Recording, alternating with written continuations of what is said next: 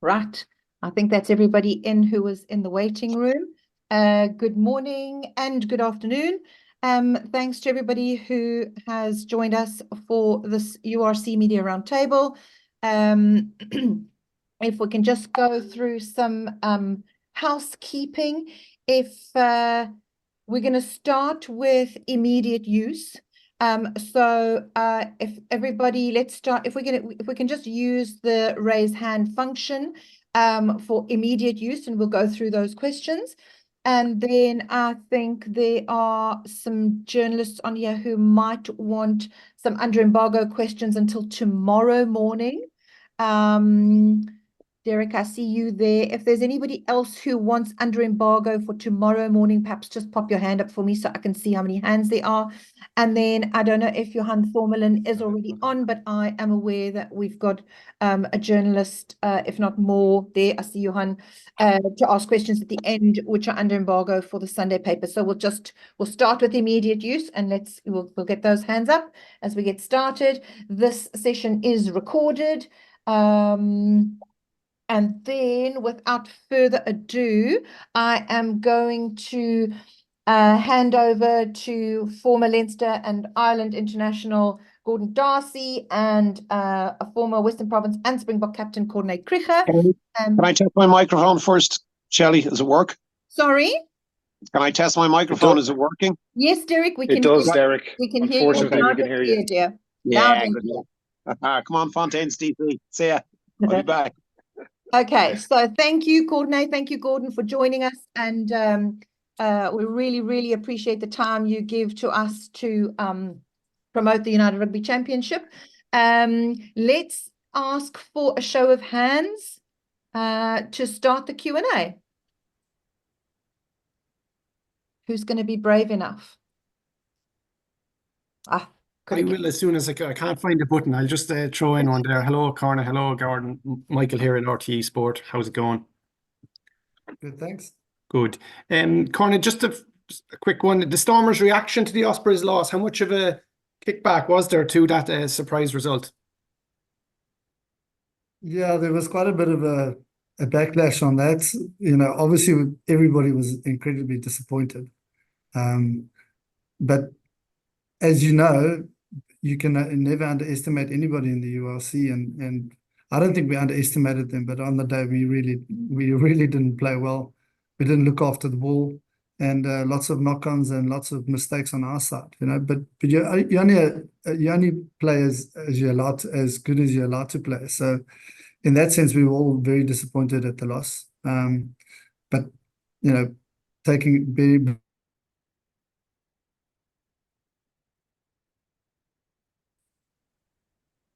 You just froze there, but I got the gist of the answer. And obviously Leinster are feeling the heat down there also. It sets it up quite nicely for a battle of the wounded beasts, if you like. Yeah, for sure. And sorry, I can see my internet's unstable. Hopefully it'll get better. Yeah, no doubt. And I think Leinster will be hurting after that big loss against the Lions. That really was a big surprise for me, even though Leinster didn't send their first team out there. So yeah, it'll be a very good match on Saturday, that's for sure. And quickly, Gordon, just how do you see that playing out? You know, coming off 2 defeats, Leinster they don't really have any buffer at the top of the URC as they normally have at this time of the season, so it kind of, you know, puts extra pressure on them in some regards. Yeah, no, it massively does, and like, you know, you go from the celebration of the elation of the La Rochelle win, and then coming down and whatever about the results, I suppose they won't be particularly happy with the performance, which was very un-Leinster like. But it adds a huge amount of pressure in this week, and if you're at the Stormers now, you're looking at that going, almost rubbing your hands, the perfect match to be coming back in against. You know, it is Leinster, so it sharpens the focus, and probably looking at it a little going, and they haven't sent their first team down, and we don't know yet if some players have been sent home for Leinster to focus on the other side of the house, on the Champions Cup. So it's suddenly become very, very hard. This trip has become very, very hard. I think any latitude in the Southern Hemisphere down in South Africa is gone now. The South African teams have, more often than not, I know Stormers lost last week against a very good Ospreys team, and they have been going about their business very, very well. Probably one of the good news stories. Club rugby in Wales is probably a good news story.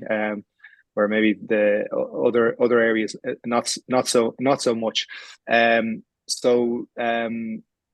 South African teams have really hit their straps at home. Where last year we saw Sam Prendergast, a few of those players showing up, and they were able to get performances and results, and that doesn't look as easy as it used to be. And just important to say, and so he said, Leinster didn't send their first team. Ospreys very much sent their full team down and went looking for a result. Very good. I'm happy with that for live now. I might throw in one for the embargo after the lads. So thanks for that, guys. Right, Stephen Nell, over to you. And when you ask your questions, if you can just put your cameras on, if you are able to do so, please. And after Stephen, we'll go to Philip Bendon. Thanks very much. Sorry, guys, I've got some camera issues here. Corne, what do you think this past weekend has it possibly exposed some weaknesses with the Bulls and the Stormers? I mean, both beaten on their home ground by slick opponents. I think people possibly underestimated the Ospreys a little bit, but has it exposed any weaknesses in the Stormers and the Bulls? I do think the Bulls, by them not sending their best team across to play Northampton and resting their top line players for this game, and then losing the game, it really has backfired against them. So I think in that sense, one weakness shown is that they're not as invincible as everybody thought they were at Loftus Versfeld, which is one weakness shown. And even if they get a home semi-final, other teams that coming to South Africa will actually start believing that they can beat them there. So that's the only thing. For the Stormers, we always try and play an entertaining game. We always throw the ball around, and we always like an open, messy game, because within messiness lies some opportunities. But because it was so messy, we really didn't have any phase. We couldn't put any phases together. It was actually quite disappointing. And as a Stormers fan and as a Stormers supporter, it's disappointing that they couldn't do the basics well. And that's the key. Key in URC is that you have to do your basics well. You have to scrum well. You have to get your lineouts, and you have to do driving mauls well. So the basics there, weren't great. Do you see a Springbok captain in the URC at the moment? There's a lot of debate about Sia coming from overseas, potentially captaining the side. I mean, Rassie's a little bit twixt and between on that one. I mean, where are you on that issue, and what leaders do you see in the URC potentially stepping up? I see Kitsel's also injured now, so that's probably potentially takes him out of the equation. But just your thoughts on that. Yeah, I think, if I was Rassie, we're still 4 years out from the next World Cup, and I think my suspicion is that he wouldn't want to lose many test matches, but he will have to bleed some young talent, and a guy like Evan Roos, who was a stand-up player in a very dismal performance. He had an incredible game, and he's one of the young leaders coming through the system, so possibly looking at him.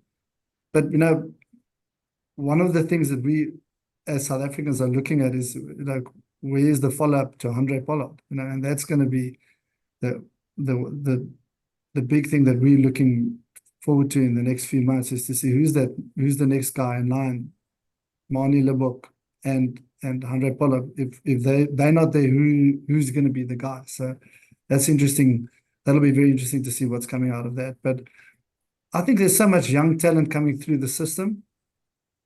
It's all about harnessing that talent, but also bleeding them at the right time and getting them into test match rugby And that's the one nice thing about URC. It's very close to Test match rugby. It's not far off, you know.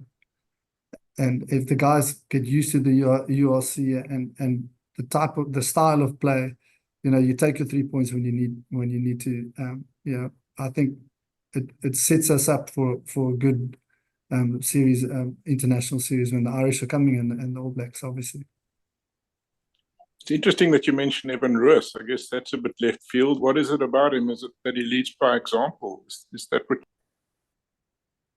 Yeah, he's from schoolboy days. He's been a leader, but you know, again, if you in that position, number 8, loose forwards usually are our captains, in South Africa especially, and yeah, I just thought he had an incredible game. And it's hard to have an incredible game when everybody else around you is not playing that well. So, yeah, I was quite impressed with him. But again, there are lots of other leaders around, and but I thought for me that last weekend he really stood out. Just for Gordon, Gordon, who's the best team in the world? You know, is it South Africa? Is it Ireland? Is it the best team in the world against the world champions? I mean, are we settling this debate in July, or do you already know the answer? It all started out so nice and friendly. Fair play. Like, listen, it's a great question, and I think you have the world champions. By, you know, on merit. South Africa did exactly what they needed to do in the World Cup. What I loved about the South African win was they didn't let a group match derail them. And I just thought that resilience they had was, you know, that mental resilience and that fortitude when things got tough, that they were able to come back, and you know, that was fantastic. But Ireland, obviously first back in. South Africa haven't played since the World Cup and won't have played straight out of the blocks, and came back to a little bit of form. And I think the season started to tell a little bit for Ireland towards the end of that Six Nations, and I think tired is probably the wrong word, but it definitely seemed like, you know, there was a lot of the same players playing an awful lot of the same matches, a couple of injuries, and, you know, another round or two in the Six Nations, they may not have had the legs to keep going. So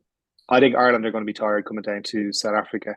That said, I think there will be a couple of bodies coming back in. There'll be a couple of new faces, I would say, added into that squad.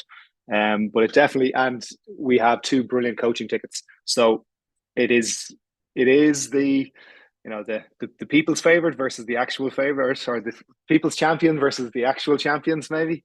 I'm joking. But it's a fantastic series, and one that's, you know, it is the pick of the series, I think, for me. And I just think I hope Ireland give a good account of themselves, because we know how much travel takes out of teams on the road, being away from home after the end of a long season when you guys are getting started. But it certainly won't disappoint. Cool. Thanks, guys. Philip, over to you. Hi, guys. Hi, Gordon. How are you doing? Not too bad. Good. Gordon, having been there, done that with the sort of obviously a run into a Champions Cup and getting towards the end of a URC season, how difficult is it for Leinster to manage that now? With, you know, Leo Collins traditionally, obviously, they're always there or thereabouts, so they've done a good job getting to this point, but now actually getting over the line. What do you think they need to change this season, and have you seen enough this season that they could contend on both sides? Yeah, it's an impossible situation being a coach, really, isn't it? Why would anybody bring that on themselves? Like, you look at, say, what Jake White did, and you immediately understand the rationale of what he's saying, and is there going, how are we supposed to get ready for Munster when we have to travel up to Northampton and play, you know, 3, and they play La Rochelle the previous week? How do we possibly do this with the limited squad that we have? So you make the best decisions that you possibly have. But look at the pressure that's just been flipped back onto Jake White now as a result of that. So Leinster have been here before. They were here last year, the year before, where they are in the top 2 or 3, they're usually top of the table almost all the time in the URC. So they earn that little bit of flexibility. They get through quarters, they get through semi-finals in the Champions Cup.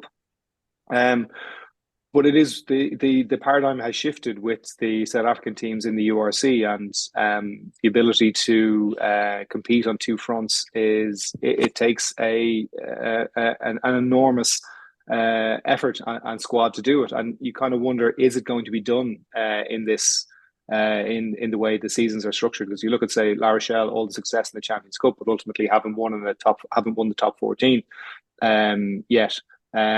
So it is a really, really big effort. So I wouldn't say that Leinster have deprioritized the URC. I think they earned it earlier in the season to be able to send down a week in the squad. But ultimately, if they lose this week, they have all but removed any flexibility in the Champions Cup. And we've seen what that materializes, because the South African teams, while their form might be a little bit patchy during the season, I don't mean that in any disrespect, they know that they hit the final run in very, very well. And you look at all the teams now, you look at Glasgow, you look at Munster, you look at Stormers, Bulls, all these teams that have run-ins, they only have to focus on one competition. Where Leinster have, one eye firmly on both competitions, and it's really hard. And I guess at some point it's going to come back and go, you have to put all your eggs into one basket, like Jake White did. But unfortunately, you get very retrospectively judged very harshly on that decision. Yeah, no doubt at all. Thanks for that. And just there's obviously been a lot of chat about central contracts and Geordie Barrett and all of that sort of stuff. Just more focusing in on your old position. Obviously, the Irish centres have been fantastic for a long period of time at this point, but maybe there's a bit of a gap in terms of what's coming through. Have there been any centres in the URC from the Irish provinces this year that have really sort of grabbed your attention outside of sort of the big 3 of Ringrose, Henshaw and Aki? Yeah, well, I think Cathal Ford has been really good up in Connacht, and he just needs a bit of game time. The guys, like, you look at, say, Stu McCluskey is well established and very much a senior player in North. The guy I would have liked to have seen kicked on would have been James Hume. And the other guy for me is a bit more of a utility back that is in around there is Stuart Moore. And to me, I think he's one of the best young rugby players in Ireland. Just has time on the ball, great decision making, and every time he plays, he looks good. And that kind of leads on to the obvious guy for me is Jamie Osborne. And to me, I think in 12, 24 months' time, we'll be talking about him as one of the top rugby players in the world. I think he is just an absolute Rolls Royce of a player. His decision making with ball in hand, he's 6'2". You can't coach a guy to be big. When you have a player like that has all the skill sets, because rugby is really simple in so many ways, right? It is a series of, you catch the ball, you either pass it, kick, or run. And he has all of those players that only have one of those skill sets. They can either run, or maybe they're good passes of the ball, but he has all that ability on the ball. And I think as the seasons, as the next kind of 12 months kind of roll through, we'll see him, I would say, pushing very much for starting place in Leinster and probably into the national team. Thanks so much, Gordon. There's loads of them. Great to hear. And then, Corne, just one for yourself there. Obviously, the Stormers, are arguably the most successful, not even arguably, they are the most successful URC team since the new format. What do you think's changed this season in terms of consistency for them? And adding on to that, with Stephen Kitsoff coming back next season, just how much of a difference does he make to that leadership group? It was really interesting to hear you talk about Evan Ruiz as a leader, because from the outside, you don't necessarily see it, or he's a phenomenal player. But yeah, love to hear your thoughts on that. Yeah, I think losing in Stephen Kitsoff late last year, takes a bit of the experience that we have in the team, took a lot of that experience out. And he himself is a great leader. He often captained the team. So I think yes, the difference this season is everybody knows how we play now.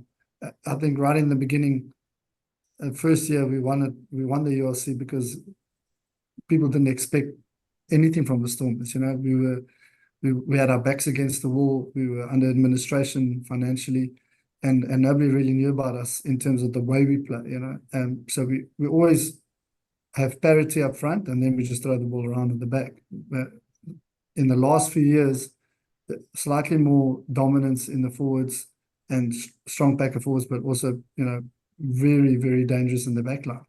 So I think one, a little bit of experience that we've lost, and two, I think people have started to look at our game and say, you know, we can put them under pressure. And I think the last year in this semi-final, in the final against Munster, you know, they smothered us up front. And once they managed to do that, our backs weren't that potent. And obviously on that specific day, Mani Lubbock didn't have a great game. So yeah, it's a combination of those two things. That's perfect. Thank you, gents. Have a great day. Thanks. Right, over to Michael Flismus.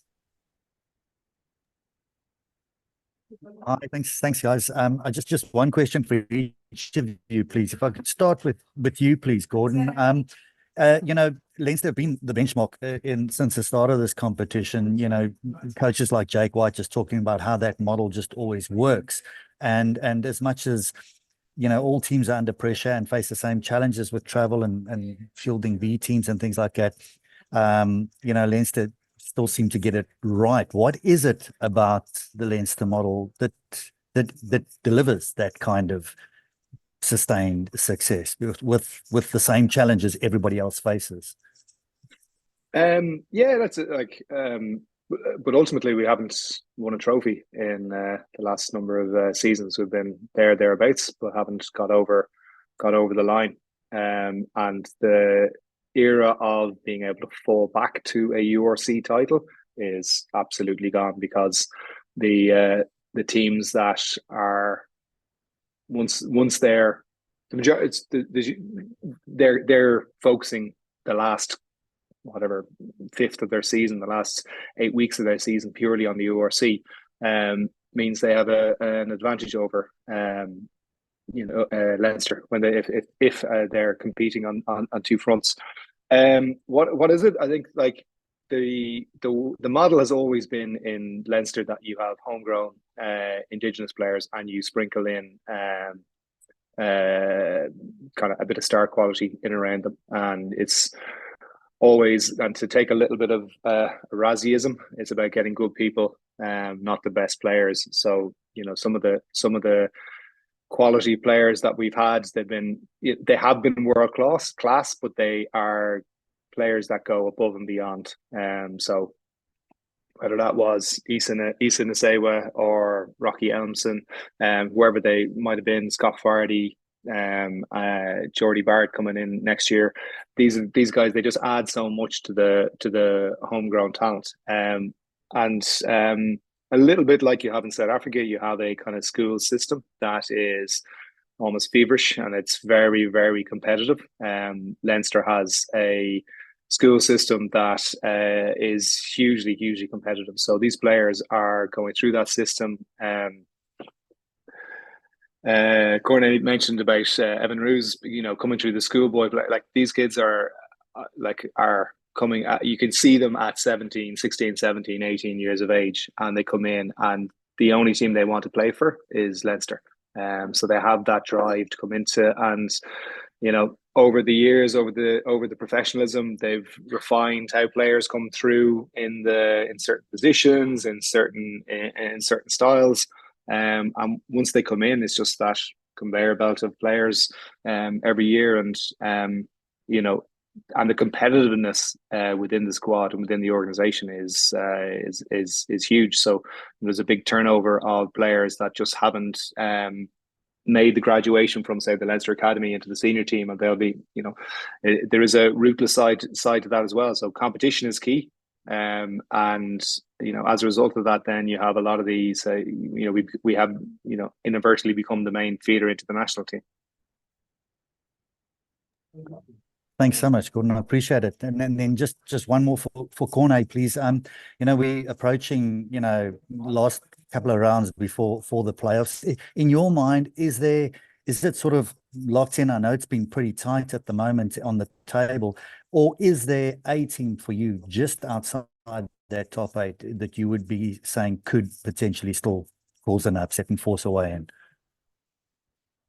Yeah, it's a tough one. If there are 2 South African teams in the mix there, possibly even a third, the Lions might still slip in. I think there's 11 teams competing for 8 places.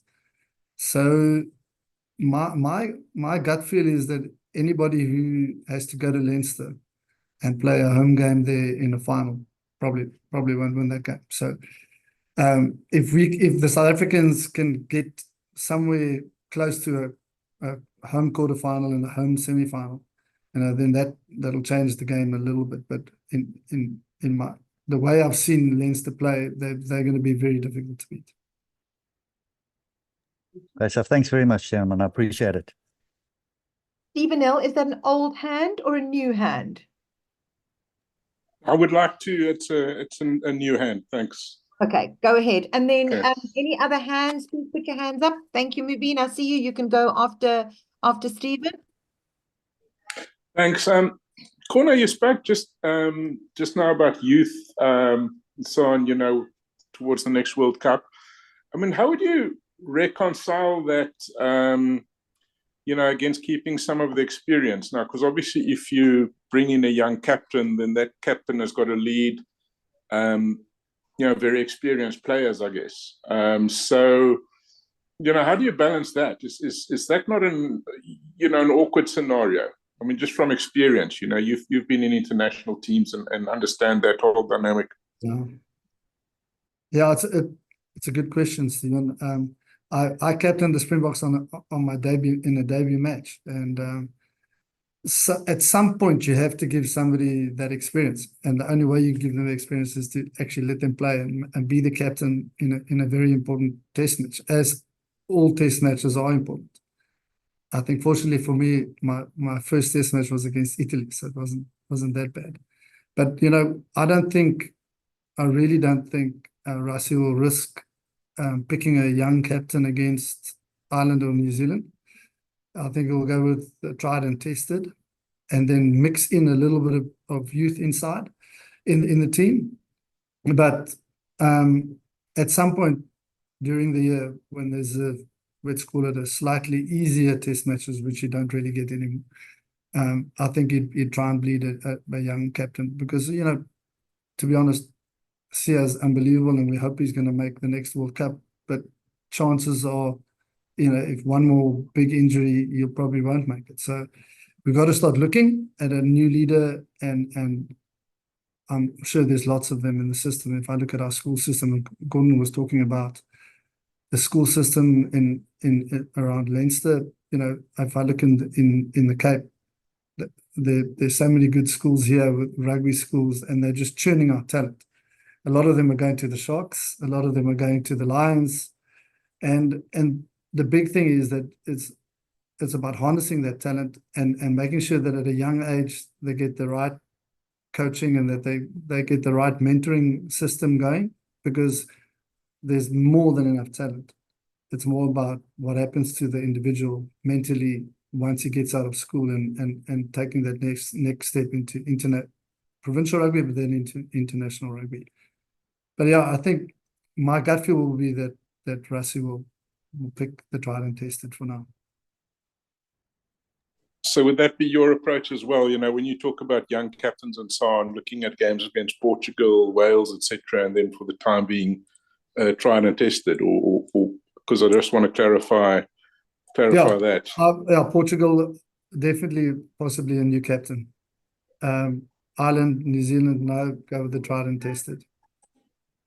Just for Gordon, Munster beating the Bulls in Pretoria, I mean, that is a big result.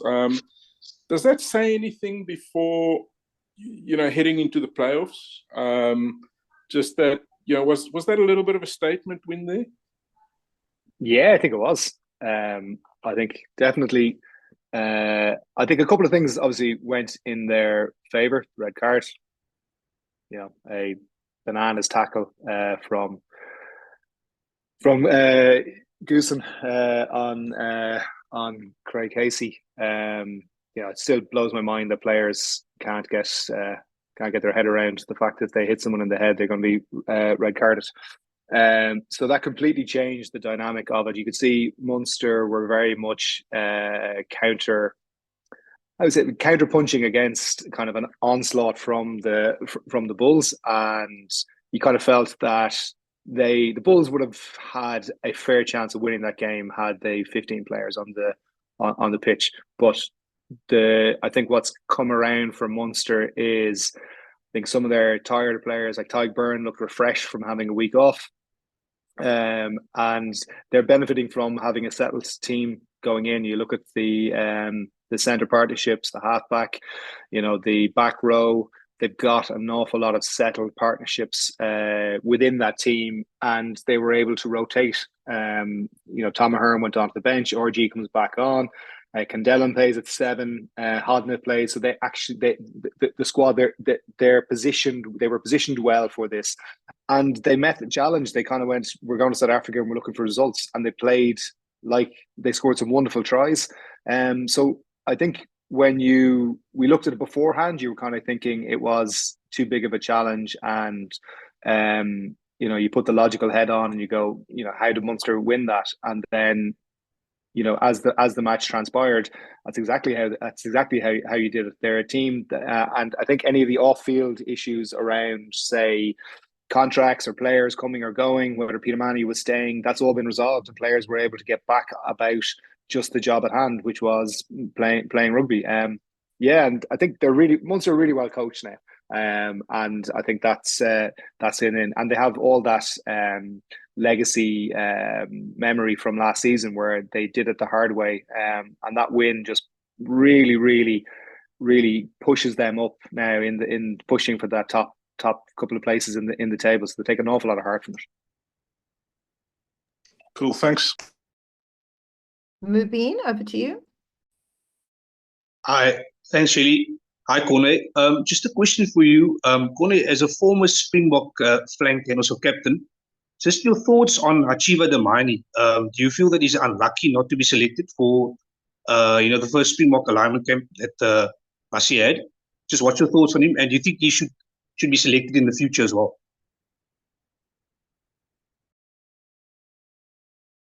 Corne, you're on mute. I'm a Stormers fan, and I really love Achiva Damani. I love his story. I love the way he plays. He's an intelligent player. He has a phenomenal step. He's got great hands, and surely he deserves to get an opportunity there. But his position is number 8, and Evan Rosa has been in the alignment camps before, and he actually was in the Springbok team. He's played 1 or 2 test matches. He was very unlucky not to get to the World Cup last year. If it wasn't for Dwayne Vermeulen playing some unbelievable rugby at the ripe old age of 35 plus, I think Evan would have been there. But I really like Achiva Damani, and I'm sure if he carries on playing the way he's playing, he has to get an opportunity somewhere. And then just my last question as well. Given that, just to follow up on Michael's question and Philip as well, given that the Stormers have had a bit of an inconsistent season so far, they've been a bit too loose, been a bit messy, they've won a bit ugly sometimes. Do you feel that this season they can still make the playoffs firstly and possibly make a third final? Yeah, they're right in there. I mean, they're still top 6, and they top 8 go through. So the big thing is you've got to try and play at home at some point.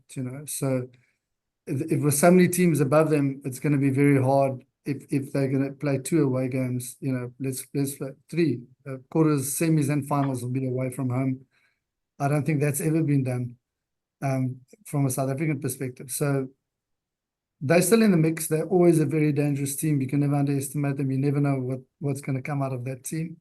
And they are very resilient, and they've got an incredible coach who knows how to motivate them. So hopefully they'll be right up there. But it's going to be tough if they don't go high up in the ranks, in the top, at least top 4. And just my final question, Corne, is there any other player on the sort of Springbok radar that you would select from all 4 South African franchises, that anyone, black iron forwards who have really impressed you and should be considered for Springbok duty this year? Yeah, Sasha Ngomezulu for me is an unbelievable player. Like Gordon said earlier, he's got the size, he's got the skill, he's got everything you need for international rugby, and I have no doubt he'll be in the mix if he doesn't get any injuries, because he's a very physical player. He doesn't mind a bit of contact. So yeah, he's for me is a standout guy who really has shown he can do quite a lot with the ball in hand. Thanks, Corne. Thanks, Sherry. Right. I don't see any more hands for questions for immediate use. So unless you tell me otherwise of the raise of a hand, I think I'm going to move into questions that will be under embargo for tomorrow morning. So Derek, yes, I see you there. I'll go straight to you, Derek. If there's anybody else for use publishing tomorrow, just pop your hand up. Over to you, Derek. Hi, Corne. I'll just start with you. I've sort of one quick, if you could give me one line answer to this. Victor Matfield was very positive about Jason Jenkins coming into the squad over the summer. He seemed to feel Jason should have been in the World Cup squad, and then he felt that going forward that he's the perfect understudy for Esteban. So going back to my South African colleague's question, do you see Jenkins, who's playing very well at the moment, as a contender for the box this summer? Yes, I do. I think he's a genuine contender, but Ruben van Heerden in the lock position is also playing some unbelievable rugby. If you look at the stats, he's right up there with the lineouts and ball carries and attempted tackles. So he's an incredible player. But Jason Jenkins, I like him because he can play loose forward and in the lock position. Very, very good player. Okay. Now, this is a broader question, and one that's becoming, I think it's becoming a topic. Is Ireland and South Africa in danger of, in a nice way, of becoming one of the great sporting rivalries? It's happening at URC level very much. That Bulls thing at the weekend, Jake White's after-match conference following the game over here, where he talked about just not having a bench, basically just throwing in the towel once he wasn't ahead after 60 minutes. He had no chance. We're now going to step this up. We've got the World Cup in the back, and then we've got this series coming up in the summer. And I can tell you, Ireland want to win this series. Andy Farrell's made no mistake, both up front to the media, to his players, behind the scenes, to his staff. He's gone over there to win, and he is mentally very, very strong. Are we seeing the building of almost a volcano towards the next World Cup?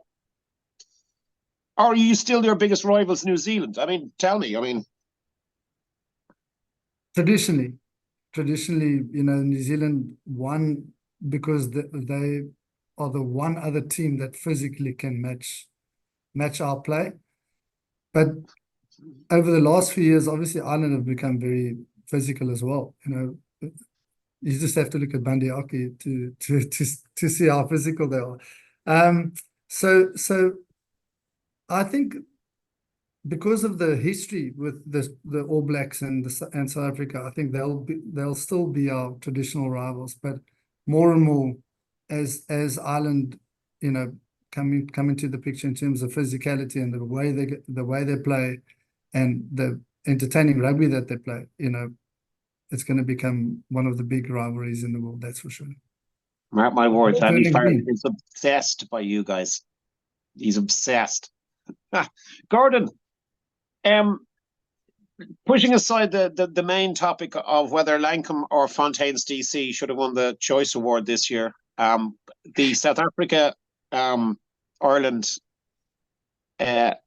rivalry, how do you see that building? And what was that rivalry like in your day? Because you didn't have URC. That's for Gordon, by the way. Where are you, Gordon? Yeah. My first tour was down to South Africa. So I remember I think we were playing up in Pretoria somewhere, and big giant gates. Yeah, that was it. Yeah, so you were and being stuck on sea level, or whatever. Yeah, but we were left on the bus as the crowd. So they left the gates closed, and then as the crowd was coming in, and they just started rocking the bus from side to side, and I was like, "Oh, crikey! Welcome to South Africa, one of the most intimidating places I've played in." It was pretty interesting. I think my observation of South Africa over is like in between World Cup cycles, particularly in maybe the last 12 years, has been that they have the ability to try things a little bit more, and there's a little bit more flexibility from say their fans, because they get the results at the biggest stage. I think we've had pretty good success. We won that series down there with CJ and Paddy Jackson and that crew that went down. I think that was 2016 maybe, or 17. I think somewhere around that. We won the series down there, and we've had good success against South Africa in Ireland. Like, you go back to the November series just before the World Cup, where again South Africa tried Wilmse at 10, and they played him for 3 games to see was he a 10, and then at the end of those 3 games, I'm not sure if they won any of them. They didn't win against us. It was clear as day. Dalen Wilmse is not a 10. He is an excellent broken field player that is out. His ability to direct and to control games probably not at the level that they needed, and as a result, he became playing in the position he's most comfortable in 15. But they were trying to find where that could they find another option at 10, and they gave him 3 internationals to be able to do it. But then they get that back. And these are the decisions you make as a coach. They get that back in later in the World Cup. So it is definitely a rivalry. And kind of as I said earlier, Andy Farrell, Ireland have to target every competition, nearly every match they play.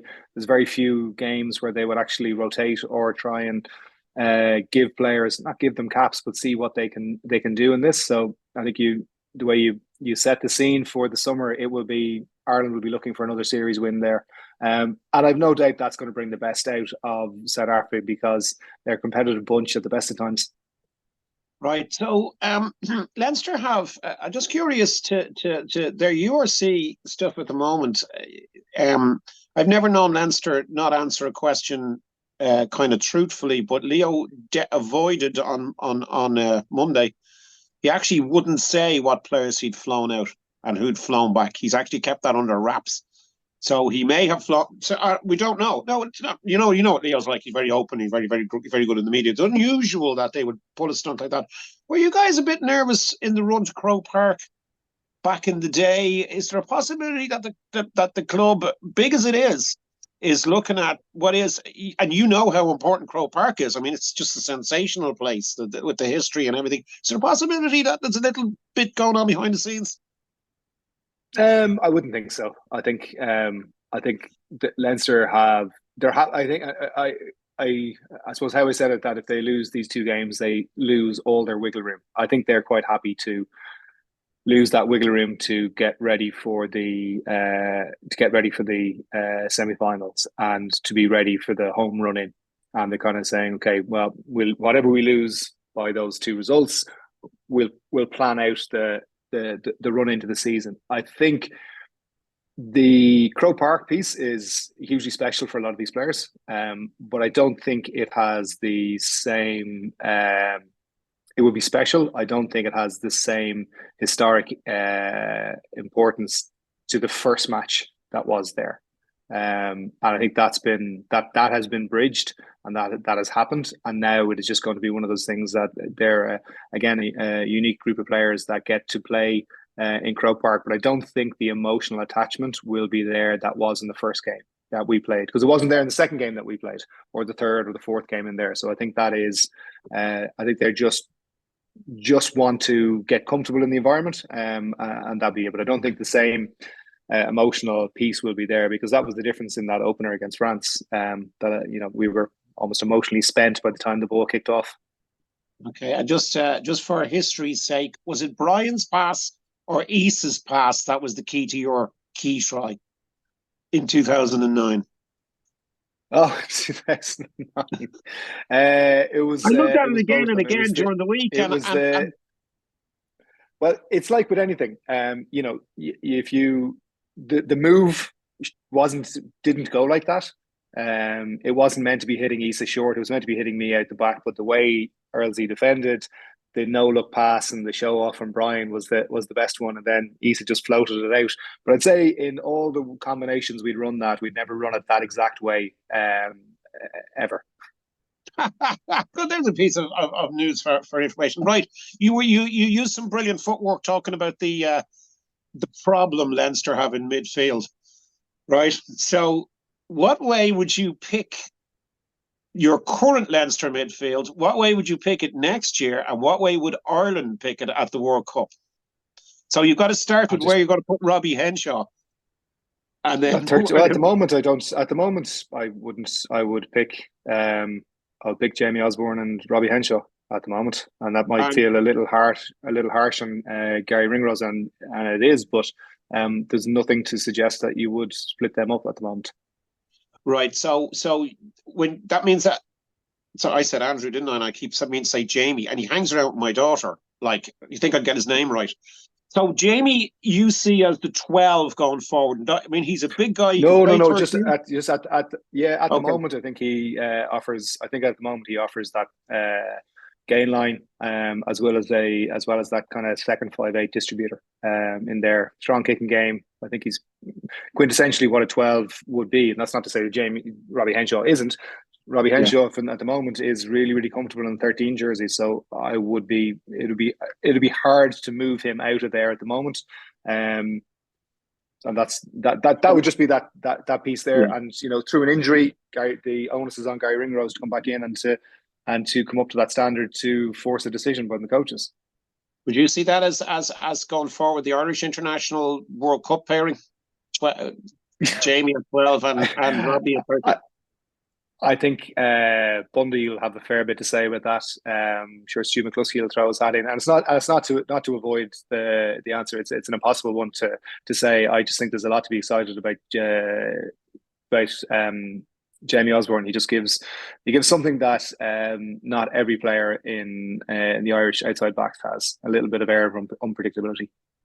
Okay, just last personal one for me, and you can answer this really quickly. Have you ever heard from Rocky Elsom since, or is he just somebody who picked up his gear bag and left? No, I have through a friend through a mutual friend. I have. He needed his drum kit shipped back to Australia. So his drum kit. How did he put it in the Daihatsu charade? That's one of life's mysteries. Thank you. Right, over to Michael Glennon. I see you've got your hand up. Thank you. Thanks again. I've no music questions, Gordon. Just on Croke Park, obviously the historical, you spoke about that and what it means. Was there anything on the playing pitch or the surface or the stadium itself that was slightly different, wind or anything like that you had to get used to? No, like genuinely, I just remember just being, the weight of privilege and honour being there, playing too much of a toll. And I can't remember who wrote it or who suggested it, saying there should have been a match there to almost break the thing, and that's the benefit of hindsight 2020. But I just remember, you looked at you looked at Bull Hayes, you looked at Flannery. Everybody was just emotionally too high, too early in a game. In some ways, quite poetic, because that you'd often accuse that of GAA teams.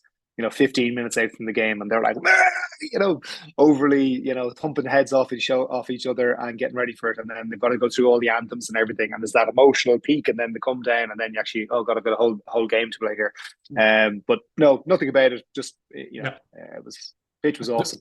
I'm surprised the South Africans didn't pipe up there. I think you gave us a series win in 2016 there where we didn't deserve it earlier on. We won the first test, all right, but we didn't win the second or the third. Oh, sorry. Sorry. Yeah. We won the match in first time winning in South Africa. Yeah. Sorry. Not at all. Perfect.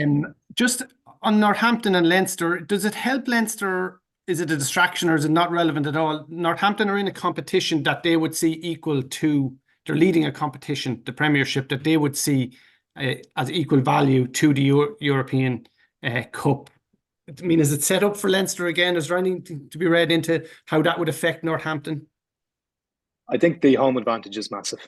And Corne's kind of has alluded to that with, that's the ace in the hole that Leinster want in the URC. They want that top spot finish, so they have quarters, semis, finals in Dublin. They want that, and that is a material difference. We saw what La Rochelle were like, having to go on the road down to Bulls, got the win by the skin of their teeth. But when you're on the road, when you're traveling, it takes a physical, less a physical, it just takes a mental toll.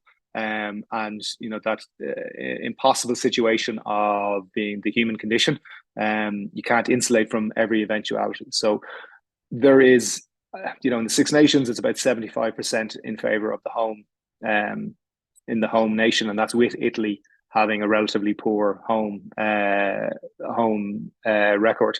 So it is, and always has been, very heavily in favour of the home nation. So I think of the home team. So I think Leo, the guys, they will be very, very much focusing on what do they control in their environment, where they are, get players used to that environment, and just go. And he'll be putting an awful lot of kind of positive pressure onto them, saying, listen, stadium sold out in 15, 20 minutes. We need to show up for these players, these people. Thanks, Gordon. Thanks for your time. Right. I am very conscious of time. We only have 5 minutes left, and I do need to offer up some under embargo for the Sunday papers. So, Stephen, I see your hand is still up. Old hand, new hand. Do you have a quick question? Otherwise, I am going to have to move on to the Sunday papers. Yeah, just a quick one for Corne, please. Corne, with the Stormers, there's a commitment there to a certain way of playing. Even if they're in trouble, they don't go conservative. Do you think they must always stay true to that, or do you think they could possibly also make some kind of tweaks to their game plan to in situations be more pragmatic? Well, as they say, if it ain't broken, don't fix it. It's worked for them in the past, and I'm sure it'll work for them going forward. I do, as a more conservative player, I sometimes feel that they should be, being a little bit more conservative, playing a tighter game, but it works for them, and somehow they always get out of trouble. And unfortunately, in this game, they didn't, So I hope it doesn't scare them, and that's why the stadium's mostly full. Full in terms of international standards. The bottom rows at Cape Town Stadium are full now, but really, the people love the way they play, the exciting rugby that they play, and I don't think they'll change. It's quite easy to play against them because you know what they're going to do, but it's like playing against the Bulls in the old days. You knew they were going to play with their forwards, but welcome to try and stop them. It's very hard to stop them. So the exciting rugby is awesome, and I hope they continue to play it. Cool. Thanks, Corne. Right. Thank you. So just before we close up shop, if Gordon and Corne, if you can just stay on, and Johan and anybody else who's on for the Sunday papers, I'm going to bid farewell to everybody else. Thank you very much for joining us. Just a little reminder, we will send out the recording from the session to everybody who's on the session. And also just a reminder, if you are reporting in the north, if you could please refer to it as the BKT URC or BKT United Rugby Championship. And in South Africa, it is the Vodacom URC. Thank you very much. If the Sunday papers can just stay on, please.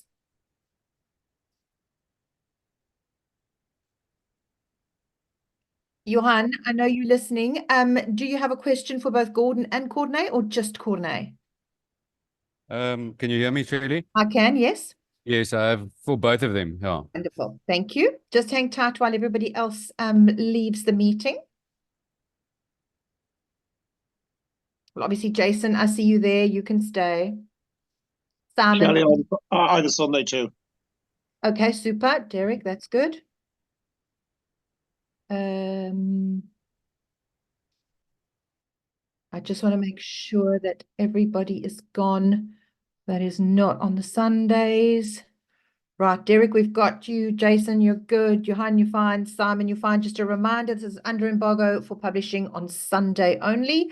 Johan, let me just see. Derek, let me go to you first, Derek, if you want to continue your questioning, and we'll move on to the others. Okay. The URC this year is going to go all the way to the wire. Can you give me a winner? Both of you.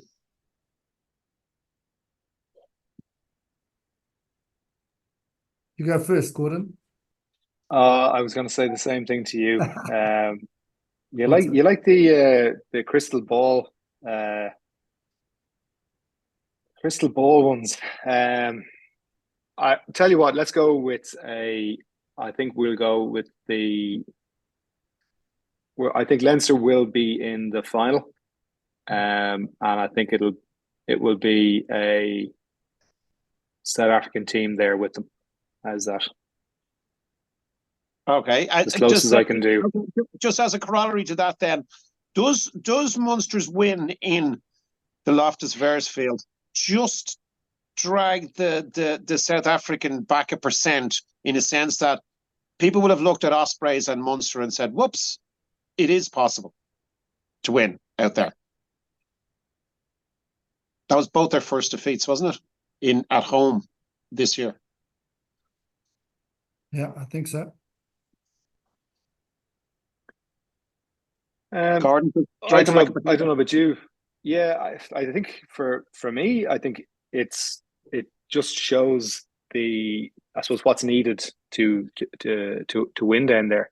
And like Munster went fully loaded, Ospreys went fully loaded.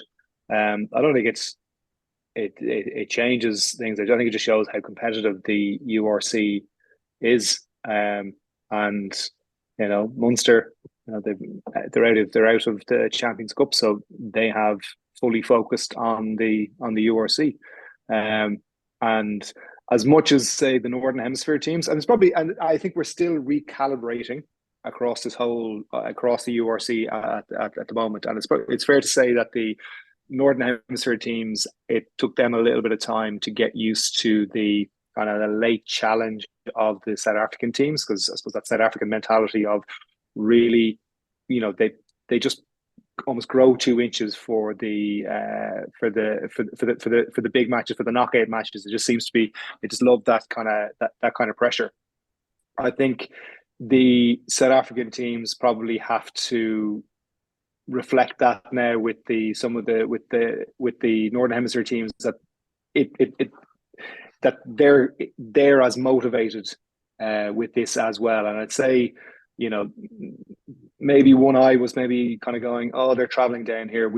They put maybe too much stock in the home advantages. Maybe what I'm trying to put at it, where Munster kind of, and the Ospreys put a huge amount of focus on maybe catching them and trying to get that result. But I think that will, as I say, so last year you have the recalibration from the Northern Hemisphere sides, and this time maybe you're just getting a little bit of that with the South African teams. I just want to be respectful of Gordon and Corne's time. I'm sorry, we are running a couple of minutes over, but if I can go over to Johan for your questions, please. Thank you. Okay, thank you, guys. So firstly, to Gordon, I just want to get your take on, say, South African teams joining the URC and tournaments in Europe. Like, what was the feeling in Ireland? Are you impressed? Has it been a good addition to the competition? Are you guys positive about that? Because I know when it started out, there might have been different opinions. Yeah, but listen, you look at the, I thought the Lions at the weekend, they played some fantastic rugby, and beat Leinster quite comprehensively. but they're playing good rugby. They're bringing an added dimension, and I think the tournament they have added to the tournament, and I think they're evolving the way they play as well to reflect it. So it's been nothing but a positive for the URC as a tournament. How they contribute into the Champions Cup, I think there are challenges there that are clear and obvious, and they are probably more detrimental to the South African teams than they are to anybody else. So the travel piece and the scheduling is an issue, but I'm sure that can be worked out over time. But yeah, I think they've added so much, and I think they're evolving the way they play, which has been a huge positive for the URC. Thanks. Just a second one for you, and then I have two for Corne as well. You mentioned you guys talked about the Irish Springboks Test series coming up. If you specifically move to the midfield battle, you talked about the Irish players, but it was at the World Cup. It was Bundy Aki and Gary Ringrose, and for South Africa it was Damian Dailenda and Jesse Kriel. Obviously, Lukhanyo might come in for South Africa there. What do you make about the centre battle that we can look forward to? Yeah, I mean, listen, I'm sure there's plenty of players playing in South Africa, and one of the things about Rassie is rewards players and wants to get them in there. But like Lukhanyo for me has been one of the most impressive players in World Rugby for a period of time, and I think the injury before the World Cup, we kind of robbed him of. Robbed World Rugby of a player of his caliber, but then you look at what, say, Jesse Kriel did in the World Cup, and it wasn't just about getting over the gain line. Some of his defensive stuff was incredible, but his overall rugby, again, a little bit like Robbie Henshaw, he just thrived in getting regular game time, and him and Dailenda have got a fantastic centre partnership. But I think it'll be a very, very important battle.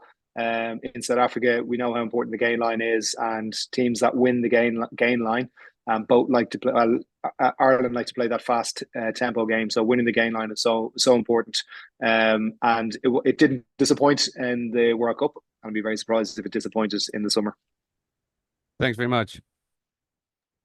Corne, just you did talk about the Chiba Diamani and a few other loose forwards. Seeing that you played there for South Africa, are there any youngsters you think that might in the URC that has impressed you and that you think might get a nod in the Springbok squad, or will they stick to the same team? And even if they do stick to the same, who are the youngsters that have impressed you in the URC?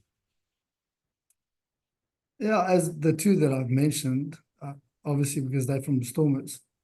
But the Bulls have got a very good loose trio as well.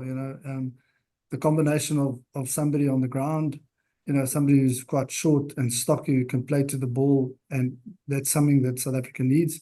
We're great at defense, but if you look at the attack at the moment, if you don't have somebody contesting for the ball on the ground, it makes life very difficult for you. So my gut feel is that Rassie and his team will be looking at an open side flanker type guy who goes to the ball, and obviously the Bulls have two of them, I think, and the eighth man, I forgot his name now. He's really good. Cameron Honeycomb. Yeah, Cameron, but also the other one. Mpilo Gumede. Yeah, there's three of them actually. So they're all physical players, like to take the ball up, very good with ball in hand. So, but it's always about a combination and picking a combination of players, that complement each other. So yeah, it'll be Kwagga. I'm sure he'll be there, and he's the guy that goes to the ball. But there's some really nice young talent coming through the system. Then the last one from my side. So also for Corne, so the Springboks have made a few changes, not just we'll maybe not see a lot of changes on the field, but next to the field with Jerry Flannery and Tony Brown coming in to the coaching staff. Obviously, Felix Jones and Jacques Nienaber has moved on. What do you think will be the difference in outlook maybe with Jerry and Tony coming in? And do you think the losses will be bigger than the gains, or what do you think about that? No, I think the gains will be big. Tony Brown is one of the most intelligent players I've ever played against. He his vision for the game is very different to anybody, you know. So I think he's going to be he's a great asset to the Springboks, and Jerry Flannery as well. You know, he's a man who knows what physicality is all about, and so the two of them I think will bring a really different dimension, and that's what Russ is looking at. You know, to be one-dimensional in international rugby, never mind international sport, really, you know, doesn't do you any favors, because people analyze you and they say this is how you play. But if you look at the Springboks and how they won that World Cup, you know, you could never predict what they were going to do. The one game they kicked most of the balls, the next thing they're running the ball out of the own 22. So that unpredictability is crucial for us, and I think Tony Brown especially is going to bring some magic to that team. Right. I actually just got a message from Johan. He said he's hearing you, but he's got internet issues. So I think, sorry we went over. My sincere apologies, but I think that's it for us for today. Thank you, Corne. Thank you, Gordon. Signing out. Much appreciated. Thanks, guys. Thanks, everybody. Cheers. Cheers, Shirley. Cheers, guys.